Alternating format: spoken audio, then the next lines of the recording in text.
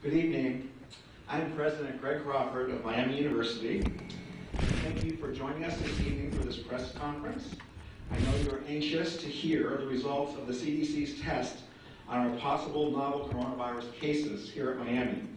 I would like to introduce Dr. Amy Acton, the Director of the Ohio Department of Health.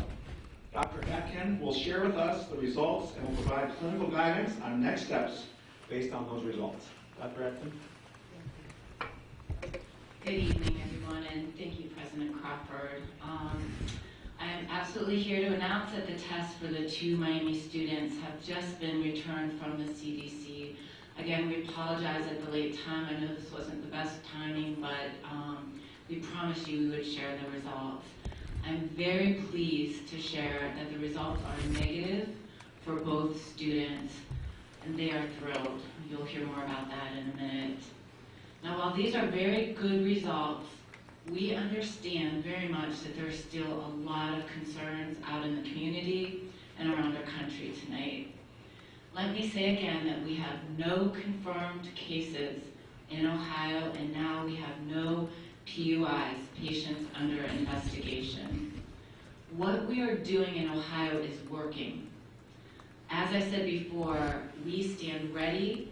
I sit atop a group of just the most outstanding scientists, local health department, epidemiologists, and emergency preparedness staff, our universities, and our hospital systems, and we have been working 24/7 since the first stories broke in China. And this case, as I've said before, is evolving. We will be keeping you up to date as the situation changes. It's almost on an hour-to-hour basis. Because this is a novel disease, we learn more hour by hour. And so we at ODH will be keeping you abreast of that, odh.ohio.gov, constantly over the weeks to come.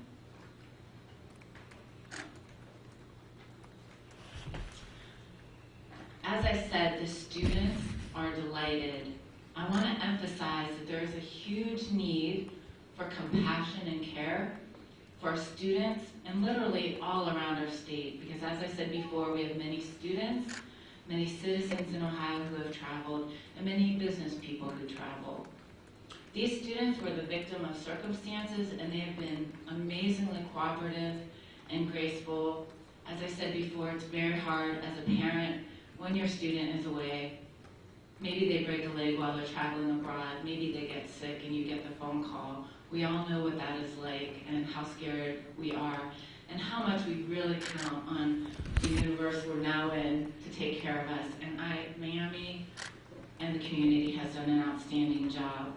I really want to thank the team at Miami University, the Butler General Health District, just outstanding work by this local health department in partnership with the Middletown and Hamilton City Health Departments.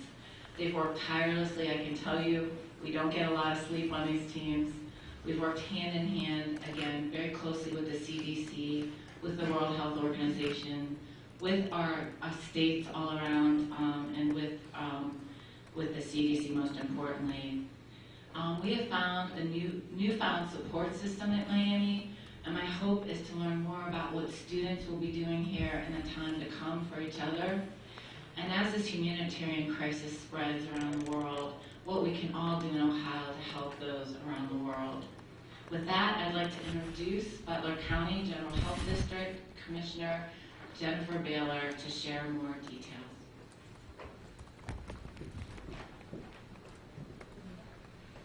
Thank you, Dr. Acton. Well, this is good news indeed. Thank you for coming to help us spread the word about the results for which we have been hoping and praying. My name is Jenny Baylor, and I'm the Health Commissioner of the Butler County General Health District. I am also a Miami graduate, a Miami merger, and the parent of 3 recent Miami grads. So working this investigation meant a lot to me personally. I want to begin by commending the 2 students involved in this situation for their very, very prompt action taken in reporting their symptoms to the Student Health Services just as soon as possible. I want to emphasize that these students did everything right to allow a rapid response to contain whatever virus was making them ill. They fully understood what was going on with coronavirus, and they knew that they needed to report right away. They were responsible, conscientious, mature, and cooperative with every step of the investigation. I encourage others to be just as responsible. This quick reporting allowed a rapid investigation to begin. A system was put in place a few weeks ago as coronavirus ramped up in China, and we knew that travelers would be returning here. The system worked. The pre-planning between Miami Student Health Services and the Butler County Public Health Department paid off. Students were isolated, alternative housing was found, meals were provided, and calls were made to check on compliance and symptoms immediately. The students fully cooperated with all requests made of them. We were all on this. I'd like to recognize my staff for a job well done, for their diligence in preventing disease, and for promoting and protecting the health of the public. They are amazing. Every day, public health works behind the scenes to ensure that you don't get sick by, for example, eating poorly prepared food, or by a contaminated body art needle, or from a broken septic system, or, in this case, from a novel emerging virus. I don't mind saying that we do all this on a shoestring budget. An adequate funding stream for public health is critical in order for this vital work to continue for you, the public. We could not do our work without our partners, Miami University, Tri-Health, Butler County Emergency Management Agency, Middletown and Hamilton City Health Departments, Police, Fire, and EMS for Miami, Oxford, and Oxford Township, and of course the Ohio Department of Health. These agencies and others have been terrific partners. We can now say that Oxford has no cases of coronavirus, no persons under investigation. Yes. So go out, do your thing, watch some football, wash your hands, and be kind to one another. Enjoy the rest of your day. It was an honor. We will now take some questions. Do you guys know what made the students ill and how they're doing right now? They're doing very well. What made them ill, we're not really sure. Some other virus. Either to you, Jenny, or to you, Dr. Agnew. On Friday, Dr. Fauci said the test for the coronavirus is not a precision instrument, and he said there have been cases where there was a negative diagnosis and then there was further illness and they tested again and the virus was there. How confident are you that this is the real thing?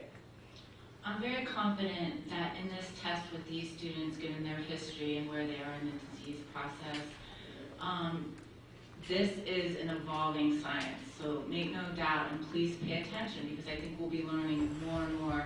And this is to be expected. This is the course it takes. We're lucky to have scientists like Dr. Fauci, who is, renowned. They are all working, again, 24/7 to understand this and to get the best answers to the public. These students were symptomatic, and usually during the symptomatic period, the testing is good. But we're paying attention to that as well. Did they have a fever?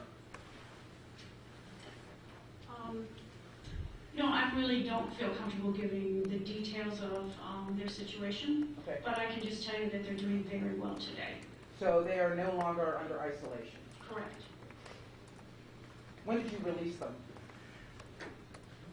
Just a few hours ago.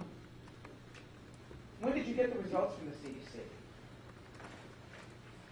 Well, I got them a few hours ago. Dr. Agnew got them a little bit before that. Seconds before. I had to drive 2 hours. When and how did you all notify parents and students here? I assume it happened before this press conference. Our communications are going out now, right now as we speak. Thank you. What happens next? What are the next steps? Obviously, I guess this put people on alert for a little while to wash their hands. Masks were being sold, at local pharmacies and stuff like that. What are the next steps? So there are still some people who haven't finished out their 14 days since they've arrived back in the country, so they are still self-monitoring. Our public health system, the wider system, stands ready to accept anyone and everyone who has questions about their health who may have traveled to China. So hospital, urgent cares, student health service, they are all ready to accept anyone, and will redo this whole process again if need be. This is for President Crawford. I'm curious how our union has prepared, for a potential increase in more racist and xenophobic behavior that we've already seen both on campus and online from students and parents. Just in general, what is my union prepared to do? Thank you for your question. In our communications that we sent out, we did ask the community to really be compassionate and to have empathy for those students that were experiencing the isolation, and to have those that in the community that were not, and so to be kind to them. And so we kept that regularly in our communications going out to campus.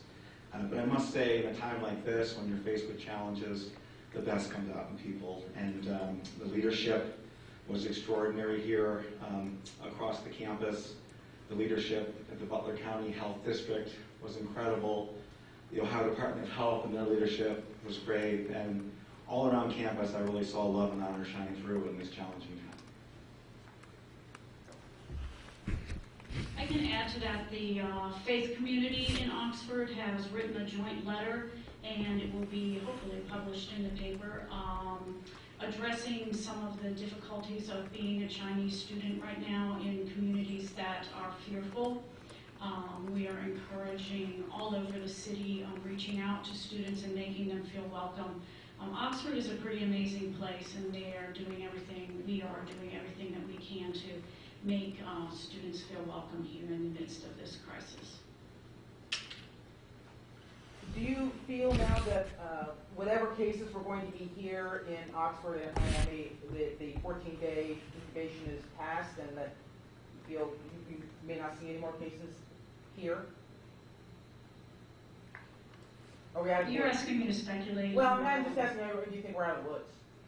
You're asking me to speculate. I'm not prepared to do that. Any other questions? There's a large Chinese student population at the Middletown campus and the Hamilton campus. Have they been checked for those that went home during that break? The short answer is yes. Okay. Any other questions? Do you guys have I know you can't release under the law like their names or anything, but a lot of states have been releasing like the genders and the names. Can you release that? Yeah, this is a small community, and I can't release anything that would lead to finding out their identity, even if it feels simple and innocuous to you. I would prefer not to do that. Will they go to class tomorrow? They have been cleared to conduct all of their normal activities.